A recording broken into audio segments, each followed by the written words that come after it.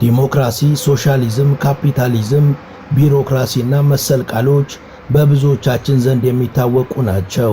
ምስጋና ለኢብራሂም ትራኦሬ ድረስና አሁን አዲስ ቃል ተፈብርኳል፣ ቢውልዶክራሲ የሚል። ቢውልዶክራሲ ማለት ዓላማውንና መርሁን ግንባታና ልማት ላይ ብቻ ያተኮረ አስተዳደርና የፖለቲካ ዘይቤ ማለት ነው። በእርግጥም ትራኦሬ በ2022 መሪነቱን ሲጨብጥ ቃል የገባቸውን ነገሮች በሙሉ በሚገባ አሳክቷል። ከነዚህ ቃል ከገባባቸው ጉዳዮች ባሻገር ያሉ ሌሎች በርካታ ልማቶችንና ግንባታዎችንም አከናውኗል። በየዘርፉም የሚገርም ድልን ተቀዳጅቷል። በተለይ ደግሞ በእጅጉ ወሳኝ የነበረውንና ከፍተኛ ጥረት የነበረበትን የአገሪቷን መንገድ በጦር ሰራዊቱ አባላቶች ዘመናዊ በሆነ መልኩ ማስገንባቱ በበርካቶች ዘንድ አድናቆትን አስችሮታል። ለወትሮ ወደ ፈረንሳይና ወደ አውሮፓ በነፃ በገፍ ይወሰድ የነበረው የአገሪቷ ወርቅም በአሁኑ ሰዓት ለትራኦሬ የግንባታና የልማት ሥራዎች ዋና ምሰሶ ሆኗል። Something big is happening in Burkina Faso. A new tomato processing factory, massive solar energy plants powering communities. Jobs are growing, lights are coming on, and hope is rising.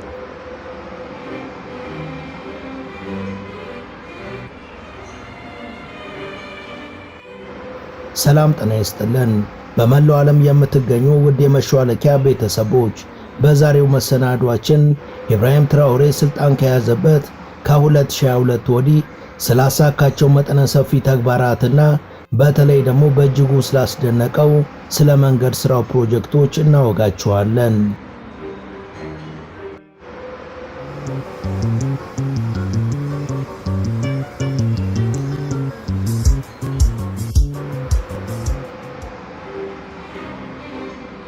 ከአራት ዓመት በፊት 80 በመቶ የሚሆነው መሠረተ ልማቷ ሙሉ በሙሉ የወደመና አገልግሎት መስጠት የማይችል ነበር።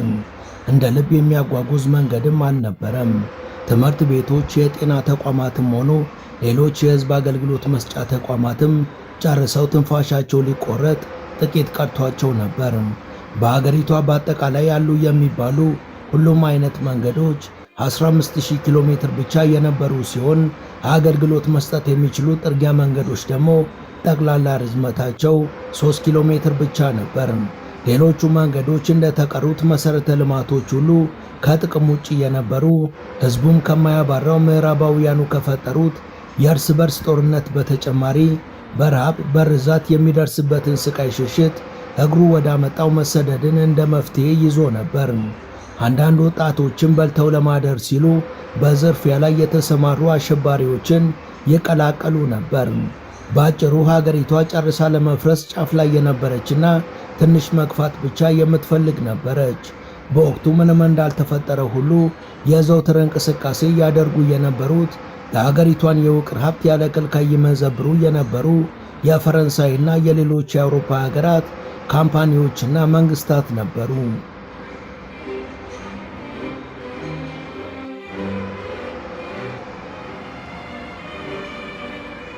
በወርሃ መስከረም 2022ም አንድ ወጣት እችን በማጣጣር ላይ ያለች ሀገር አድናለሁ በሚል ቃል ገብቶ ወደ ስልጣን ሲመጣም ከቁብ የቆጠረው ሰው አልነበረም።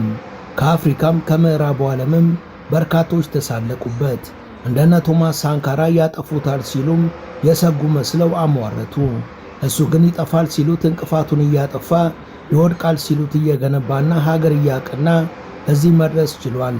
በርካታ ለታሪክ መዝገብ የሚመጥኑ ተግባራትንም አከናውኗል። ያቺ አድናታለሁ ብሎ ቃል የገባላት ሀገርም ከህዝቦቿ ጋር አላሳፈረችውም፣ ጸንታ ከጎኑ ቆመች። በመሆኑም ዛሬ በምዕራብ አፍሪካ የምትገኝ አዲሷ ዱባይ የሚል ስያሜን ለዋና ከተማዋ ቅጽል ስም አስወጣች። ይቺ ሀገር ቡርኪና ፋሶ ናት። አዲሲቷ ዱባይ ተብላ የምትቆላመጠው ደግሞ ዋና ከተማዋ ዋጋዶጉ ናት። ከነዚህ ሁሉ ስኬቶች ጀርባ ደግሞ አንድ ሰው አለ፣ ኢብራሂም ትራኦሬ። ዛሬ የምናወጋችሁ ስለ ትራኦሬ ሳይሆን በአራት ዓመት ውስጥ ምን ቢያደርግና ምን አይነት ተአምር ቢፈጥር ነው በጦርነት አውድማ ትታወቅና ትፈራ የነበረችውን ቡርኪናን ብሎም ዋጋዶጉን ዛሬ ላይ በዚህ መጠን የቀየረው የሚለውን እናስቃኛችኋለን።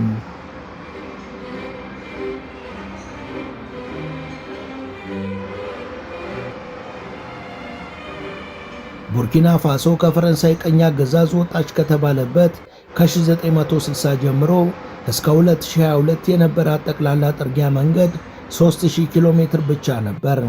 በከተማዋ እምብርት ካሉት በስተቀር ከከተማዋ ጥቂት ራመድ ሲሉ ያሉት መንገዶች የፈራረሱና ተሽከርካሪ የማያልፍባቸው ነበሩ። ይህ እውነታ በ2022 ኢብራሂም ትራኦሬ ወደ ስልጣን ከመጣ በኋላም ቢሆን የንግድ እንቅስቃሴውንም ሆነ የሚመራው ሰራዊት ጸረ ሽብር እንቅስቃሴውን ለማሳካት ከፍተኛ እንቅፋት መሆኑን ቀጥሎበት ነበር። ትራኦሬ በአንድ ወቅት እንደተናገረው የተረከብናት የፈረሰች ነገር ግን ተስፋ ያላት ሀገር ናት። ይህን እውነታ ቀልብሰን ለህዝባችን የገባነውን ቃል የግድ መፈጸም አለብን፣ ስለዚህ መፍጠን አለብን በማለት ተናግሮ ነበር። ትራኦሬ አክሎም በቡርኪና ካለው እውነታ አንጻር ሊፈጠንበት የማይገባ አንድም ዘርፍ የለም። ትላንት እንሰራ ከነበረው በእጥፍ ለመስራትም ቁርጠኛ መሆን አለብን። በዚህ የማይስማማም መቀያየም ሳይመጣ ራሱን ያግልል የሚል መልእክት ያስተላለፈ ሲሆን ሰውየው በአቋሙ ይዘልቃል ብለው ያላሰቡ መኮንኖች ጭምር የልማት ትግሉን ጥለው ወጥተው ነበር።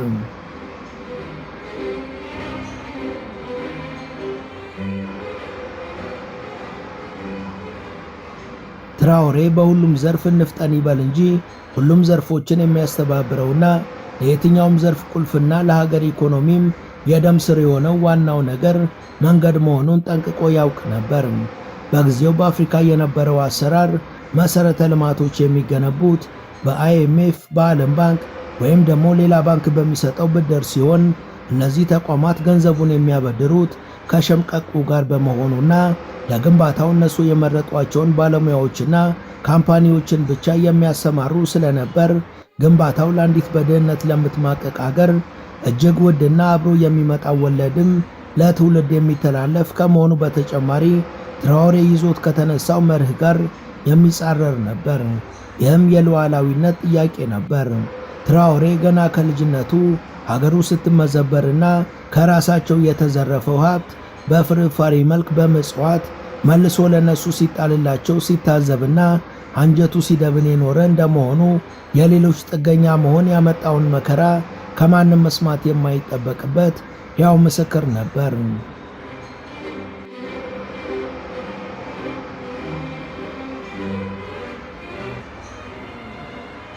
ሉዓላዊ ያልሆነች ሀገር መምራት ማለት ደግሞ ያ ያሳለፈውን ጊዜ እንደገና አሜን ብሎ መቀበል በመሆኑ የተሰጠውን የመሪነት በረከት ተጠቅሞ ህዝቡንና ሀገሩን እንዲሁም ራሱን በሁሉም መንገድ ነፃ ማድረግ የሚለውን ጉዳይ ቆፍጠን ባለመልኩ ወሰነ።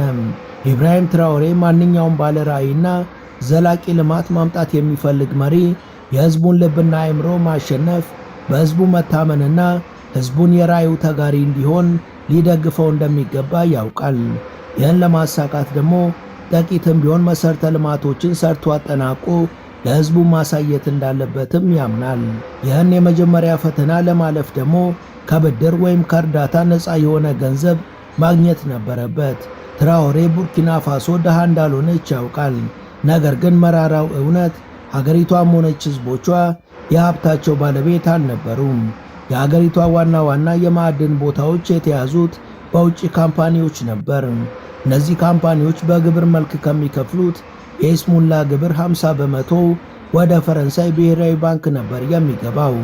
ባጭሩ የቡርኪና ፋሶ ካዝናዎችና የወርቅ ቋቶች ባዷቸውን ነበሩ።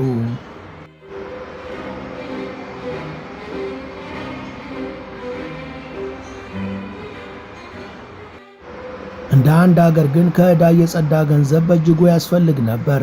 እንደሱ አነጋገር ጦርነትን በብድር መንገድ አታሸንፍም። ስለዚህ ጎዳናዎቿን ራሳችን በራሳችን ሰዎች መገንባት አለብን ሲል ወሰነ። ውሳኔው በየዋህነት የተደረገ አልነበረም። ቀደም ባለው ቀመር 1 ኪሎ ሜትር መንገድ ለመገንባት በትንሹ ከግማሽ ሚሊዮን እስከ 1 ሚሊዮን ዶላር ያስፈልጋል። ይህ ደግሞ ዶቃ ለነበረችው ቡርኪና ፋሶ እጅግ ብዙ ነው። ስለዚህ ትራኦሬ መጀመሪያ አድርጎ የወሰደው ስትራቴጂ በቀኝ ግዛት ሕሳቤ የተተበተበውን የአመራሩን አእምሮ ነፃ ማውጣት ነበር። እናም ትራኦሬ ከከፍተኛ ወታደራዊ መኮንኖች፣ የመንግስት ባለስልጣናት፣ የሀገር ሽማግሌዎችና የተለያዩ የማህበረሰብ ክፍሎች ጋር ተከታታይ ውይይቶችን ወደ ማድረግ ገባ። በእነዚህ በርካታና ተከታታይ ጉባኤዎች ሁሉ አንድ ቁልፍ ጥያቄ በተደጋጋሚ ይነሳ ነበር። ይኸውም የገዛ ወርቃችን በገፍ ምድራችንን ለቆ እንዲወጣ ያልተጠረገ መንገድ ይዘን የምንጠብቀው ለምንድን ነው? እስከ መቼስ ነው? የሚል ነበር።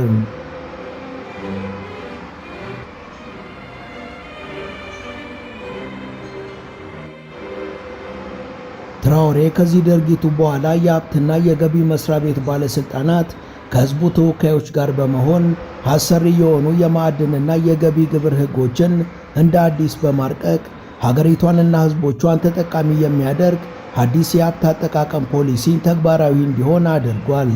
በፖሊሲው መሰረት የማዕድን ቁፋሮ ፈቃድ አሰጣጥና ባለቤትነት ድንጋጌዎች እንደ አዲስ ወጥተው ካምፓኒዎች ከሚያወጡት ወርቅ ለሀገሪቷ ከፍተኛ ቀረጥ እንዲከፍሉ የሚያስገድድ ውል በአዲስ መልክ እንዲፈርሙ የተደረገ ሲሆን የምዕራባውያን ካምፓኒዎች ግን ሙሉ ለሙሉ ከሀገሪቷ ተጠራርገው እንዲወጡ ተደርጓል። ይህንን አዲስ ውል ለመፈረም ፈቃደኛ ያልሆኑ የሌላ ሀገራት ካምፓኒዎችም ቢሆኑ በአጭር ጊዜ ውስጥ አገሪቷን ለቀው እንዲወጡ በማድረግ የማዕድን ቦታውን መንግስት በባለቤትነት በመያዝ ወርቅ ወደ ማምረት እንዲገባ ተደረገም። በአዲሱ የማዕድን ደንብ መሰረት በውጭ ካምፓኒዎች የሚሰሩ የቡርኪና ፋሶ ዜጎች ከካምፓኒው ሼር በመግዛት ባለቤት የመሆን መብት የሚፈቅደውን ኤፒኤሲ የሚለው ድንጋጌ ደግሞ መሰረታዊ ለውጥና መነቃቃትን ያመጣ ነበር። ትራኦሬ በዚህ መንገድ እንደዋዛ ያላግባብ ይበዘበዝ የነበረውን በርካታ የሀገሪቷን ሀብት በማትረፍ ወደ ካዝና ማስገባቱን አዱ ብሎ የጀመረ ሲሆን በአውሮፓውያን በሕገወጥ መንገድ ተይዘው ከነበሩና መንግስት በስሩ ባደረጋቸው የማዕድን ጉድጓዶችም በአጭር ጊዜ ውስጥ በርካታ ቶን ወርቅ በመሰብሰብ ወደ ቋት ማስገባት የቻለ ሲሆን ይህም ለትራኦሬ መሠረተ ልማት ግንባታ የሚያስፈልጉ ግብዓቶችን ያለ ብድርና ያለ እርዳታ ለማግኘት ትልቅ አቅምን ፈጥሮለታል።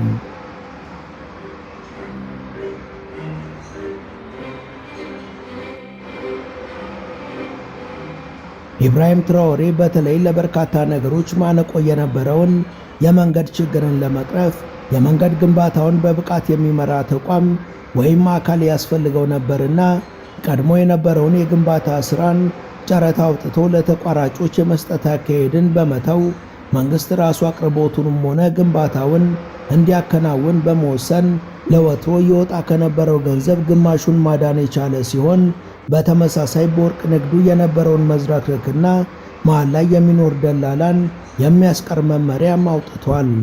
በዚህም መሰረት በመከላከያ ሰራዊቱ አመራርና ተቆጣጣሪነት በሰራዊቱ አባላትና በበጎ ፈቃድ ወጣቶች ጉልበት የመንገድ ግንባታው ተጀመረ።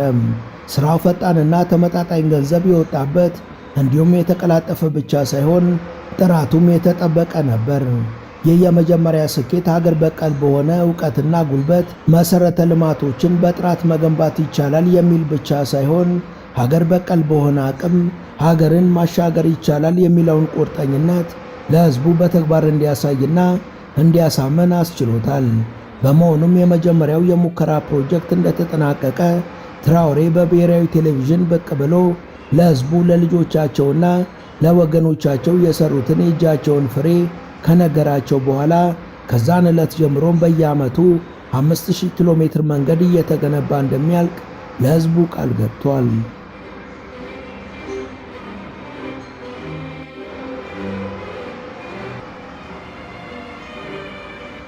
ትራኦሬ ፕሮጀክቱ በሀገር መከላከያ እንደሚገነባና ለግንባታው የሚያስፈልጓቸውን ማሽነሪዎችና ሌሎች ግብዓቶችንም በቅርቡ ዝግጁ እንደሚያደርግ ቃል ገብቶ ነበር። በወቅቱ በፈረንሳይና በኢኳስ በኩል መፈንቅለ መንግስቱን ሰበብ አድርገው የአውሮፓ ሀገራትና አሜሪካ በቡርኪና ፋሶ ላይ ማዕቀብ ጥለው ነበርና ለመሆኑ ይህን ሁሉ መስሪያ ገንዘብ ከወዴት ሊያመጣው ነው ብለው ያጉረመረሙ በርካቶች ነበሩ። እርግጥ ነው ለ6 አስርት ዓመታት 3000 ኪሎ ሜትር ጥርጊያ መንገድ ብቻ ባለባት ሀገር በየዓመቱ 5000 ኪሎ ሜትር እገነባለሁ የሚል ደፋር ወጣት ሲመጣ አሞት ነው ወይስ እያላገጠ ነው የሚል ቢገኝ አይገርምም። የማዕቀቡን እውነታና ምክንያት ጠንቅቆ የሚያውቀው ትራኦሬ ግን ፊቱን ወደ ምስራቅ በማዞር የሀገሪቷን አንጡራ ሀብት ወጪ አድርጎ ከ900 በላይ የመሠረተ ልማት ግንባታ ማሽነሪዎችን ቁልፍ በታላቅ ሕዝባዊ ጉባኤ ፊት ለመከላከያ ኢንጂነሪንግ ዲፓርትመንት አስረክቧል። በርክክቡ ወቅትም ኢብራሂም ትራኦሬ እነዚህ ማሽኖች በእርዳታ የተገኙ አይደሉም፣ በብድርም የመጡ አይደሉም። ማሽኖቹ በራሳችን በቡርኪናቤዎች አንጡረ ሀብት የተገዙ ናቸው ብሎ ተናግሯል። ማሽኖቹ አንደኛ ደረጃ ያላቸው ቡልደዘሮች፣ ኤክስካቫተሮች፣ ኮምፓክተሮች፣ ሎቤዶች እና ሌሎችም ሲሆኑ የተገዙትም ከቻይና ማምረቻዎች ነበር።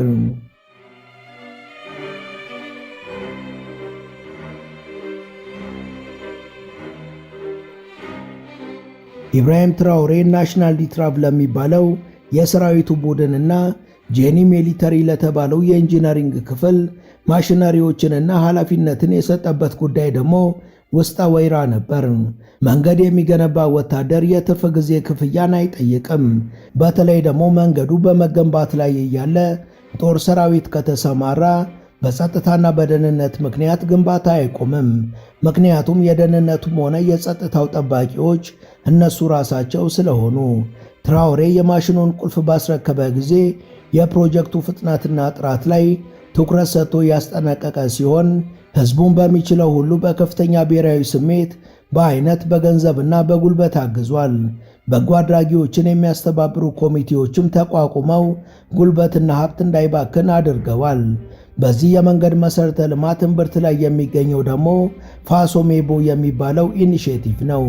ፋሶሜቦ በቡርኪናቤ ቋንቋ አባት ሀገርን መገንባት ወይም የሀገር ግንባታ የሚል ሲሆን የዋና ከተማዋን የዋጋዶጉ ጎዳናዎችን በአስፋልት መንገዶች ከማስዋቡ በተጨማሪ የቡርኪና ፋሶን ዋና ዋና የቢዝነስ ከተሞች በተገቢው መልኩ ማሳለጥ የቻለና በመንገዶቹ አካባቢ ያሉትን ዜጎች በከፍተኛ ሞራል በማነሳሳት ለመሠረተ ልማት ግንባታው ዘመቻ እንዲወጡ ያደረገ ነው።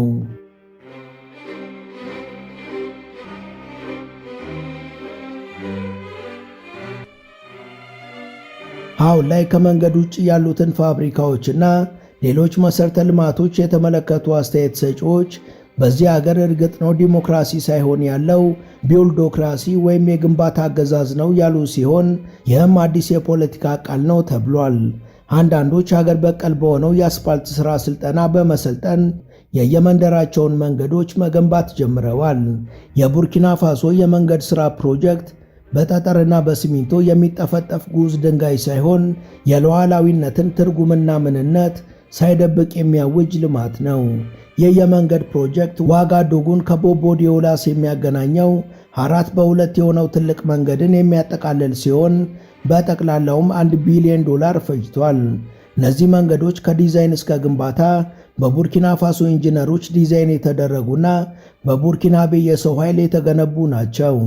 በዋጋዶጉ ቦቦ ዲዮላስ መንገድ ጅማሮ ላይ ትራውሬ ሲናገር በቀድሞ ዕቅዳችን መሠረት እያንዳንዱ የአገሪቷ ከተማ እርስ በርስ ያለምንም እክል መገናኘት አለበት።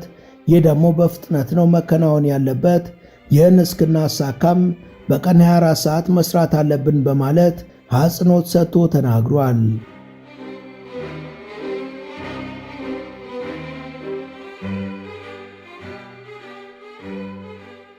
የመንገድ ፕሮጀክቱ በአንድ አቅጣጫ 4 መኪናን ማስተናገዱ ብቻ ሳይሆን በየስፍራው የመዝናኛ ቦታዎችና ማደያዎች እንዲኖሩ ተደርጓል።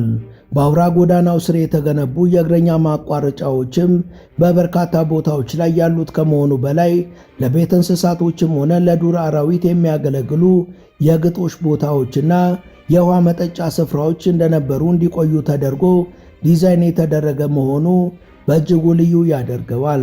መንገዱ ለጸጥታም ሆነ ለሌሎች የአደጋ ጊዜ ተልዕኮች ጉዳዩ የሚመለከታቸው አካላት የሚነዷቸው ተሽከርካሪዎች በፈጣን መንገድ ላይ የሚጓዙትን ሌሎች መኪናዎችን ፍሰታቸውን ሳያቋርጡ እንዲሁም ሳያስተጓጉሉ አደጋ ወደ ተከሰተበት ቦታ ያለ እክል ደርሰው ተልዕኳቸውን እንዲፈጽሙም ምቹ ሁኔታዎችን የፈጠረ ነው። ይህ የመንገድ ፕሮጀክት ከሌሎቹ እንደ የሞባይል ኮምፒውተርና የኤሌክትሮኒክስ መኪና ፋብሪካዎች ጋር ተደማምሮ ቡርኪና ፋሶን በተለይም ደግሞ ዋጋዶጉን አዲሷና የተሻለችው ዱባይ ተብላ እንድትጠራ ምክንያት ሆኗል። ከዛ ባሻገር ቡርኪና ቀደም ሲል ድሃና የወደቀች ሀገር የተባለችበት ምክንያትም አግባብ አይደለም የሚሉ አስተያየት ሰጪዎች ብቅ ማለት ጀምረዋል። እነዚህ አስተያየት ሰጪዎች አክለው ድሃ ሐረግ የሚለው ሐረግ ትርጉሙ ሉዓላዊነቷን የተነፈገች ሀገር መሆን አለበት እንጂ እንደዛ ካልሆነ በስተቀር ቡርኪና ፋሶ በፍጹም ደሃ ሀገር አይደለችም በማለትም ማረጋገጫቸውን ሰጥተዋል።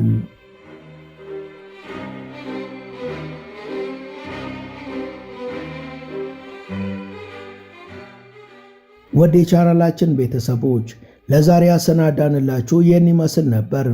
እስከ ዝግጅታችን ፍጻሜ አብራችሁ ስለነበራችሁ ከልብ እናመሰግናለን።